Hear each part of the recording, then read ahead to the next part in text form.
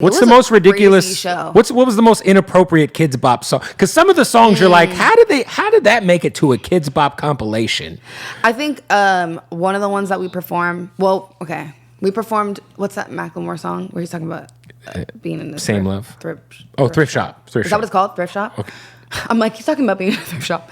Thrift Shop. We did that one, and it's like, there's a lot of like rapping in it. Right. So we had to change a lot of words because they were not appropriate for kids. Right. So that was interesting. The things that we changed it to were really funny. And then Locked Out of Heaven, that was also really funny. Bruno Mars? Yeah. Yeah. Bruno Mars, if you listen to his lyrics sometimes, you're like, oh.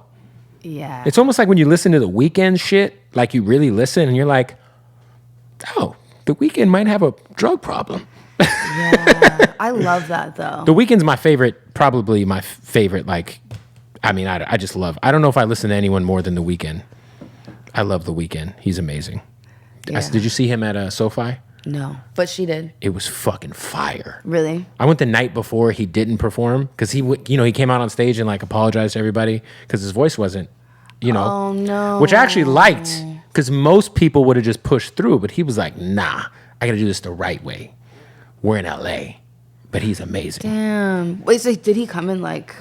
He spent it? Yeah, he redid it like I think it was like a month and a half or two later. And then it's on HBO now. I just watched it tripping on shrooms. Oh, good for you. Yeah. Should I do that? You want to eat shrooms right now? I think Christine would advise against it. Okay, I just got to ask because we do have them. We have the raw, we have the gummies. You just let me know. Me and Ray Schrimmer were shrooming hard during our interview. Really? Yes. Like things are getting realistic. Yes. You enjoy psilocybin? I really enjoy it. And I don't do nothing. I don't drink. Good. I don't smoke weed. I don't do nothing. But you'll partake in, I just said nothing but mushrooms. Shrooms are great. They're amazing. Yeah. They're literally like medicine. I have people who, like a couple of my friends, they'll microdose before they work out because it gives them like a little more focus, a little more energy. And like a little lift. Yeah. I get that. Have you ever done DMT? No. I want to try it. I'm scared. I don't think I would do it. Why not? Because I'm bipolar as fuck. It might get rid of that. I'm not. Well, the mushrooms do that for me. I'm good with that. Right. Maybe one day. Or ayahuasca, like Aaron Rodgers. I do want to do ayahuasca, though. I actually do. I heard that'll change it. That's like 30 years of I therapy. watched Chelsea Handler do it on her show. How was that? It was so interesting. Like, she was like crying at the end and shit. Talking I have about a friend like, how she who wants changed a their better whole relationship life. with her sister, Yeah. and like it just changes everything. I mean, mushrooms did that for me too. The first time How much did you eat though? Did you eat a lot? Well, we made it in tea. Oh, so like, that's so you when you. It was good because it was like I could just slowly get into it and take more and more, and I didn't know what to expect. That's which how I loved. Belly's like that. Belly only likes it in tea. He's like big shroom guy, but he drinks it. I don't know if I could drink it.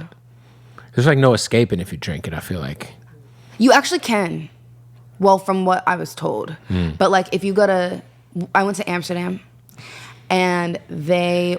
Like it's so different there because they sell drugs. Yeah, it's just how it is. It's like a dispensary, but it's like New York City now. Different. Have you been to New York recently? You could just go to the liquor store, like literally the corner store in New York City. They got shrooms right behind the counter. It's fucking in New York City. You could buy a blunt, an eighth, and some mushrooms, all at the bodega now. Well, we'll be there. New York is wild. It's the wild west right now. So. You'll see. Just anywhere where they got like a smoke shop, just walk in. They right behind the counter. It's on display. That's good. You go down there. Yeah, in Amsterdam they said that. I love it because they like actually educate you on some shit. And like they'll give you like a slip and like tell you exactly how to do it. But they were saying if you start to feel too high or you're like not feeling good, just drink juice. As soon as you eat something with like a high amount of sugar in it, it will start bringing down your high. I'd rather eat too much shrooms than eat too much weed. Because eating too much weed is terrible.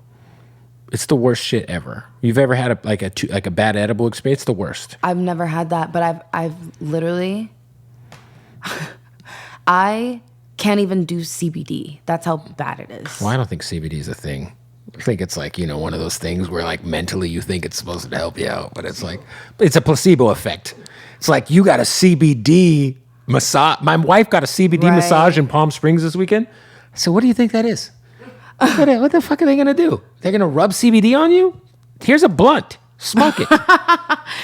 I mean, yeah, it's not good for me. So you get paranoid? No, I had like a full-on episode. Like it was bad. So you're out on the 420 on the THC. It's not for you. No. That's good. None of that. I'll celebrate with mushrooms. Shrooms are amazing. Yeah.